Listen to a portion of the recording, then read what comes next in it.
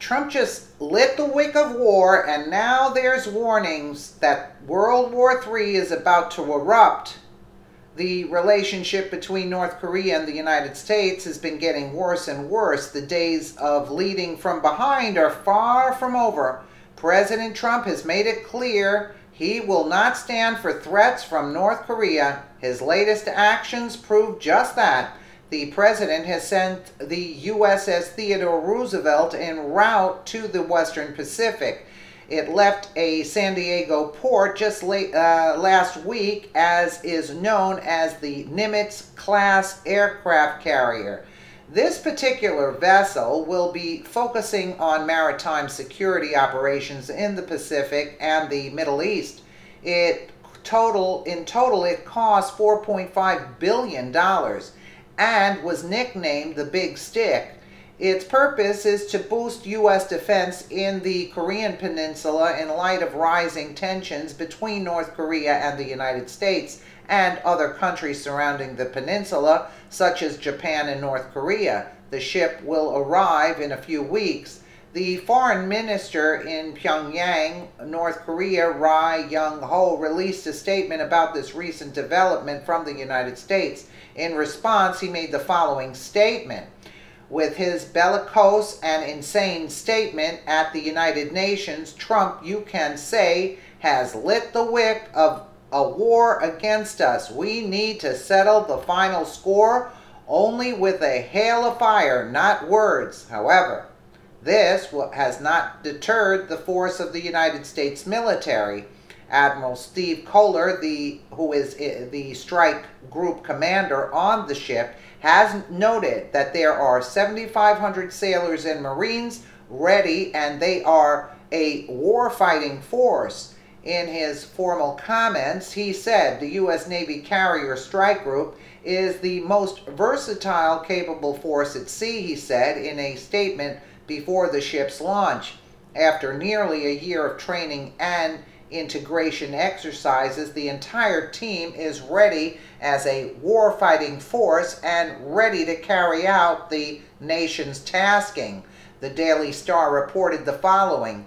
If dispatched to the North Korean peninsula, the Roosevelt will be the second aircraft carrier to arrive in the region after the USS Ronald Reagan. The USS Ronald Reagan is currently conducting joint military exercises with Japanese military near Okinawa.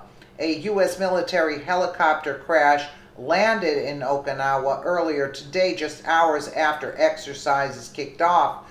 The Reagan will take part in joint drills with South Korea later this month.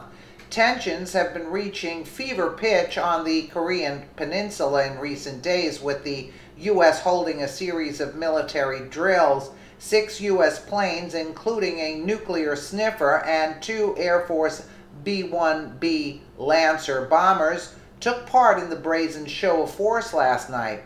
The proactive move came after Trump suggested military action against North Korea may be the only option to solve this crisis. President Trump has sent out tweets in regards to the escalating relationship. In one tweet, he can be quoted saying, presidents and their administrations have been talking to North Korea for 25 years. Agreements made and massive amounts of money paid hasn't worked. Agreements violated before the ink was dry, making fools of U.S. negotiators. Sorry, but only one thing will work. In another, he said, our country has been unsuccessfully dealing with North Korea for 25 years, giving billions of dollars and getting nothing. Policy didn't work. Express reported. Yesterday, U.S. bombers flew over the Korean peninsula in a show of force aimed at North Korean leader Kim Jong-un.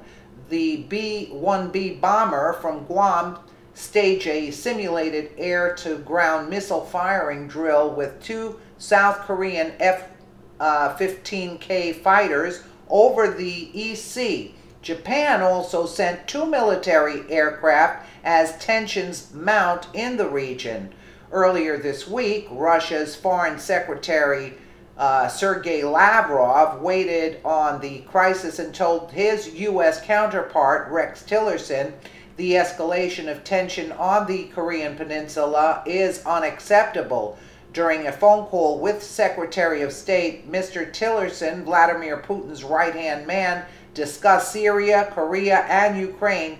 The Russian Foreign Ministry revealed Mr. Lavrov and also told Mr. Tillerson Moscow is demanding the U.S. return Russian diplomatic property seized in 2016 over suspected Russian interference in the general election. The pair's phone call came just hours after Donald Trump's most senior general told the U.S. Army to stand ready for war with North Korea. It continued. General James Dog Mattis warned it is impossible to tell what the future holds for the crisis, but urged U.S. troops to be prepared for a confrontation with Kim Jong-un.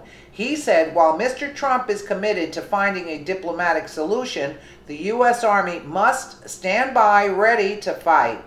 General Mattis said it is right now a diplomatically led economic sanction buttressed effort to try to turn North Korea off this path. Now, what does the future hold? Neither you nor I can say. So, there is one thing the U.S. Army can do, and that is you have got to be ready to ensure that we have military options that our president can employ if needed. President Trump is preparing for the worst case scenario, and he should. We may have been unsafe under the Obama administration, but we are not any longer. The president is showing as a country that we will not stand idly by while our people, our society, and our country is threatened. With people like Tillerson and Mattis by his side, there are no lengths that we will not go to if we must. If we are attacked, we will attack back, and it will not have the outcome North Korea desires. Share if you agree with President Trump's decision to increase military presence in the Korean Peninsula. Let me know what you guys think in the comments below. And again, thank you so much for watching.